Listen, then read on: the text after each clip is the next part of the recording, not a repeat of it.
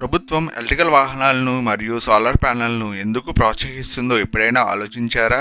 Diesel మరియు thermal plants running cost చాలా ఎక్కువ మరియు CO2 విడుదల కూడా అధికం. డీజిల్ జనరేటర్లు ఇన్స్టెంట్ గా స్టార్ట్ అవుతాయి. రన్నింగ్ కాస్ట్ ₹30 వరకు అవుతుంది. థర్మల్ ప్లాంట్ బేస్ లోడ్ కోసం ఉపయోగిస్తాం, కానీ స్టార్ట్ అవడానికి ఎక్కువ సమయం పడుతుంది.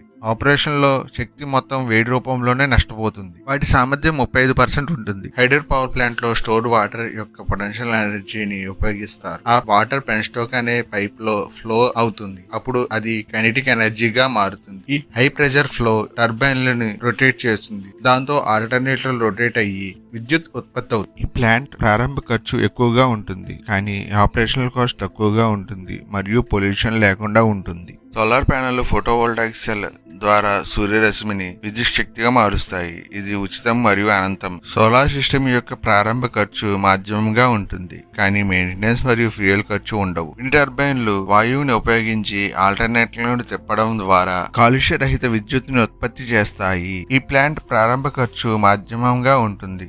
మెయింటెనెన్స్ మరియు ఆపరేషనల్ కాస్ట్ తక్కువగా ఉంటుంది. Nuclear power plant radio active material fission heat ద్వారా స్టీమ్ జనరేట్ చేస్తుంది. అది టర్బైన్లు మరియు ఆల్టర్నేటర్లను తిప్పి విద్యుత్తును ఉత్పత్తి చేస్తుంది. ఫ్యూయల్ కాస్ట్ చాలా తక్కువ, కానీ సెటప్ మరియు సేఫ్టీ సిస్టమ్ ఎక్కువ ఖర్చు అవుతుంది. రేడియేషన్ కంట్రోల్లో ఉంటే ఇది one of the most efficient energy source. వాటి సామర్థ్యం 35% ఉంటుంది. శుభ్రమైన విద్యుత్తో నడిచే ఎలక్ట్రికల్ వాహనాలు చవక మరియు కాలుష్యరహితంగా ఉంటాయి. ఈ వాహనాలు ప్రారంభ ఖర్చు బ్యాటరీ కారణంగా కొంచెం ఎక్కువగా ఉంటుంది, కానీ ఆపరేషనల్ కాస్ట్ చాలా తక్కువగా ఉంటుంది.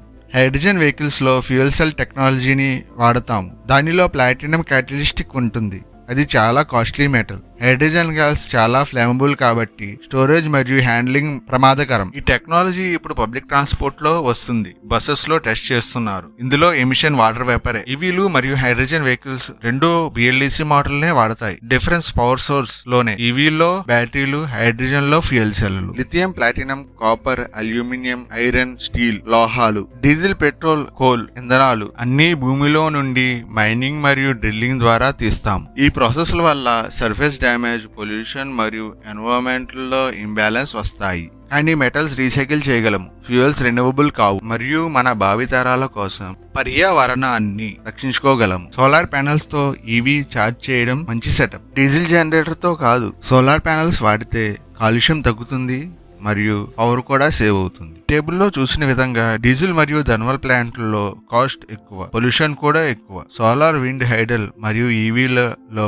రన్నింగ్ కాస్ట్ తక్కువ, పొల్యూషన్ కూడా ఉండదు, జీరో పొల్యూషన్. కానీ ప్రతి శక్తికి తన పరిమితులు ఉంటాయి. సో మనం క్లీన్ ఎనర్జీని స్మార్ట్ మరియు రెస్పాన్సిబుల్ తో ఉపయోగించాలి.